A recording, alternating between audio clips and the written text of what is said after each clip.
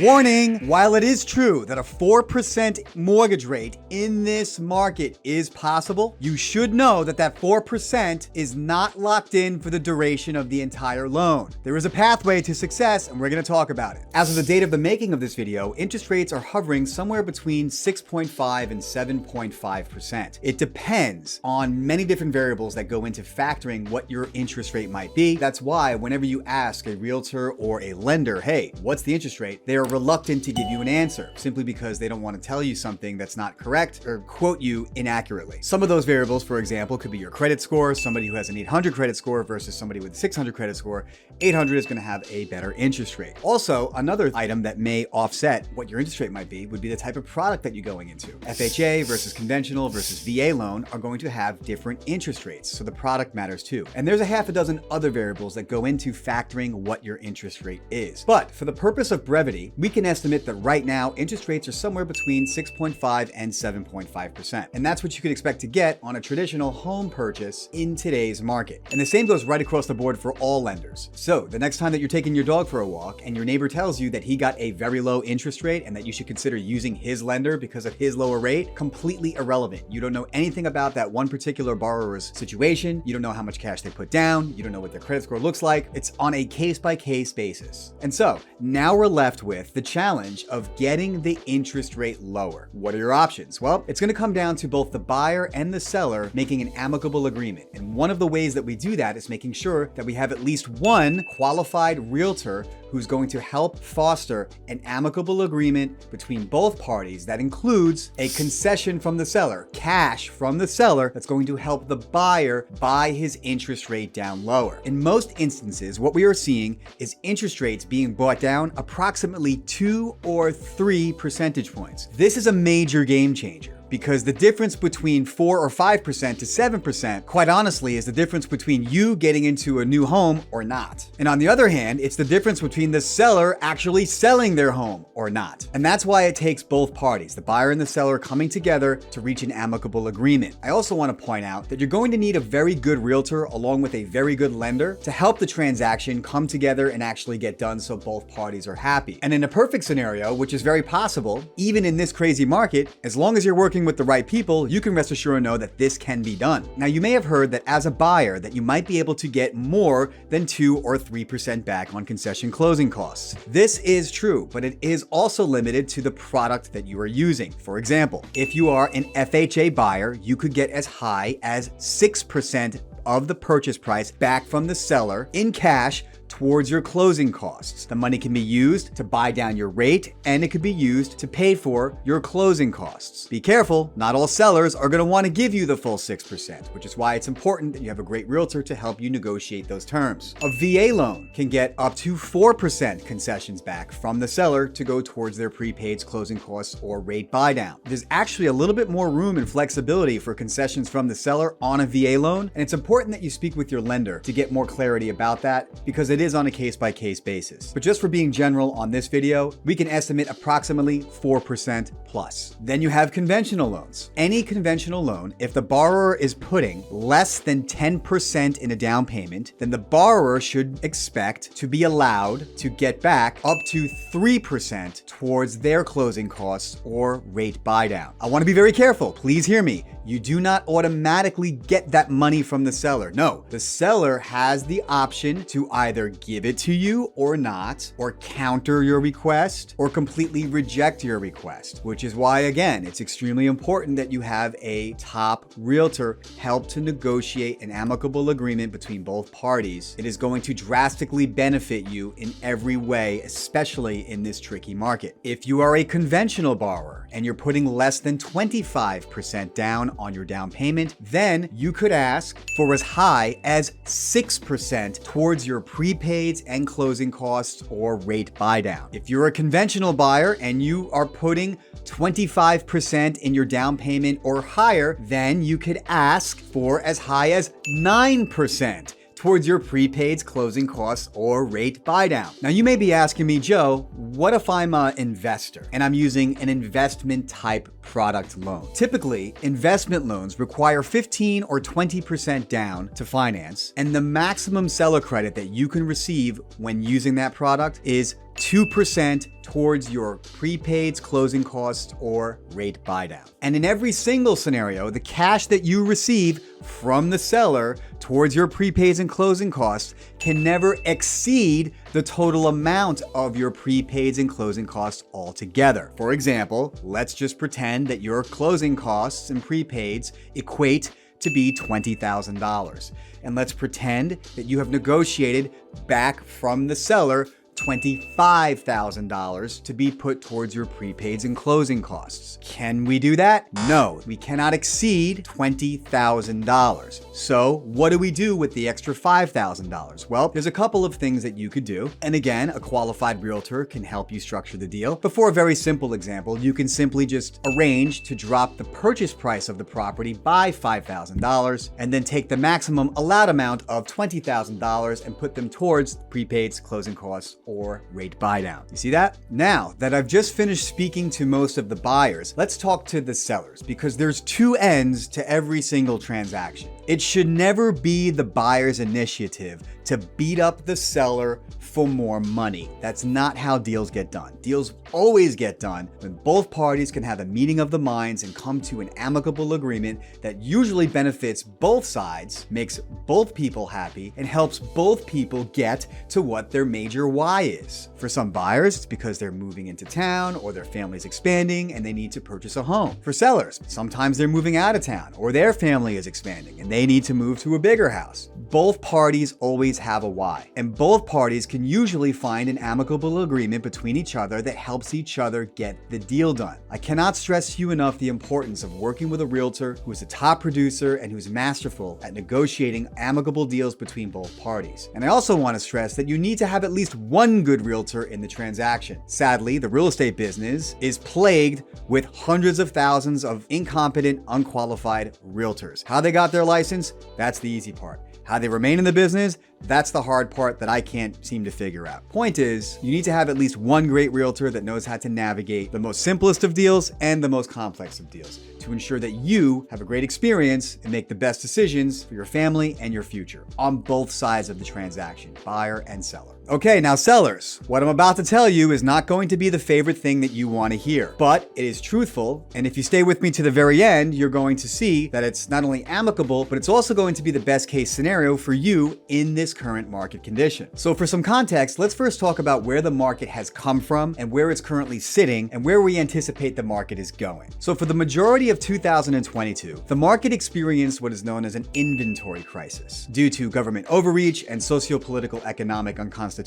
decisions. People from all over the world decided to leave where they currently lived and move somewhere else, South Florida being one of the most hottest places around. As a result, demand was at an all-time high, which drove prices to an all-time high. All while this is happening, interest rates at an all-time low, creating extreme demand in the marketplace. Because the demand was so high, so few people could actually compete. And when that happened, sellers, while excited to receive the highest offers that they could ever imagine on their property, were reluctant to go under contract and sell because they knew that on the other side of the transaction, when they actually sold and left, they had nowhere else to go. Even though the interest rates were so low, there was no inventory. And so the inventory caused a bottleneck on both the buyer side and the seller side of the equation in 2022. Well, now here we are at the end of 2022, heading into the new year, and we have a new set of challenges. Interest rates have skyrocketed from about 3% at the lows to where they're currently sitting at about 7.5%, which is a tremendous hike in a very short period of time. The interest rate hike has completely spooked buyers out of the market and back onto the fence, causing many of those prospective buyers to go back to their landlord and renew their leases. By the way, when that happens, rental rates go up.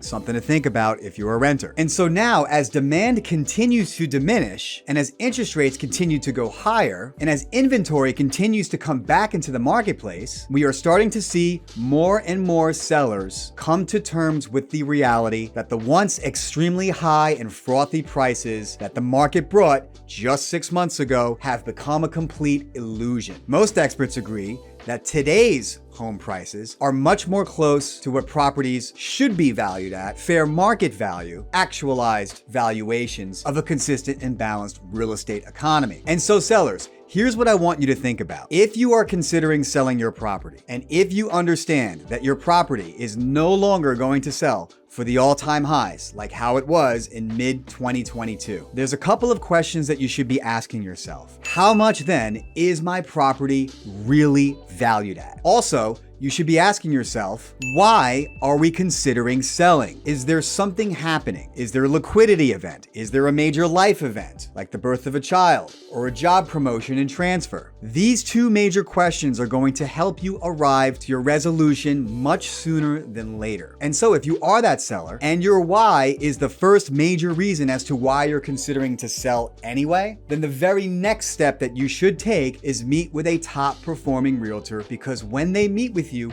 not only are they going to demonstrate to you a world-class level of professionalism and service, but they also will showcase to you a marketing strategy that's going to help you get top dollar for your property in this difficult market. Now, one of those things that top performing realtor will do is that they are going to require, not suggest, require upfront to order an appraisal on your property. Generally speaking, the appraisals are not very expensive.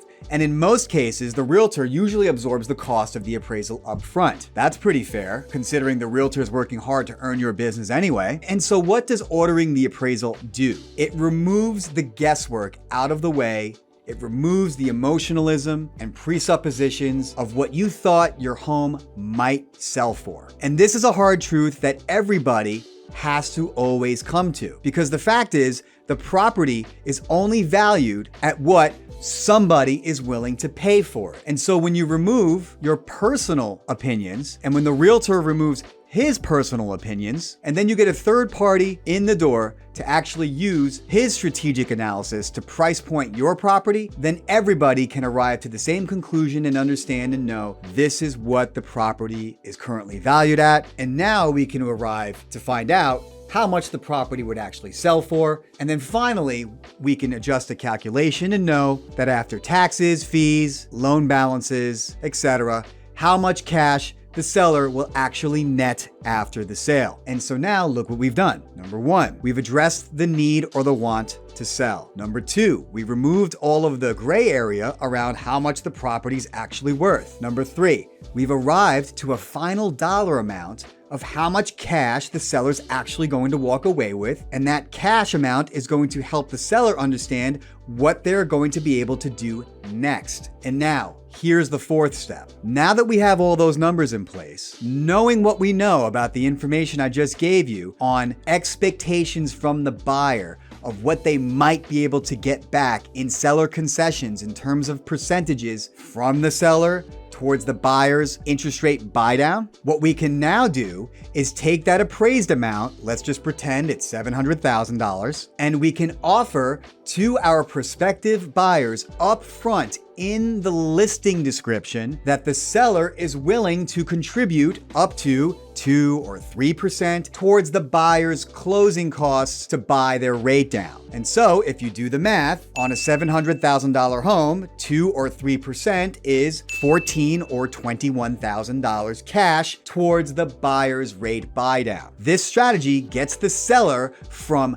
0 financed buyers to many financed buyers. So instead of sitting around and hoping and praying for that one magical cash buyer who loves your one property over the other plethora of properties that are on your block that they could choose from, plus with the Fed continuing to rise rates on you, those are your enemies, by the way, if you're a seller, you now create a new possibility and open the door to a multitude of financed buyers who could not afford your home at 7%, but now they can afford your home because the rate buy down brings them down to 4 or 5%. Do you see that? And so what your realtor should then do is calculate the net sales proceeds, so whatever dollar amount that you ended up with after commissions, fees, taxes, loan balance, etc., that dollar amount now gets reduced by 2 or 3% because that is what you're willing to give to the buyer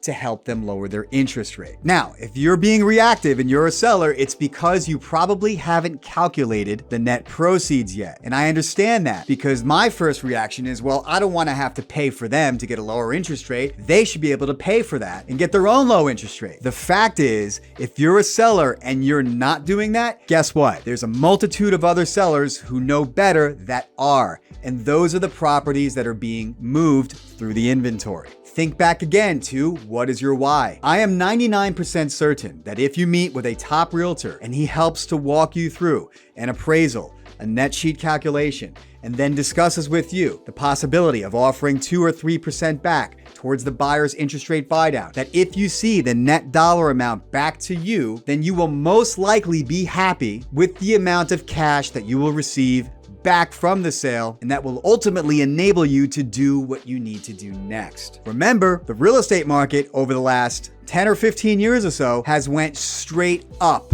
especially in South Florida, skyrocket. So it's very likely that if you purchased a home sometime within the last 5 years or more, that there's a tremendous amount of equity in your home anyway. And that equity will allow you some wiggle room on the deal. And so you're probably sitting there wondering, this sounds too good to be true. There must be some type of caveat. Is there? Yes. After the buyer negotiates cash from the seller and uses the cash to buy down the interest rate, that interest rate buy down only stays in effect for either 3 or 2 years of the duration of the entire loan. Let me clarify. Let's say, for example, interest rates are currently trading at 7%, and your realtor masterfully negotiates an interest rate buy down by using 3% of the purchase price and uses the proceeds then to buy your rate down. For simple math, let's just say the rate gets bought down by 3 points. 7 minus 3 is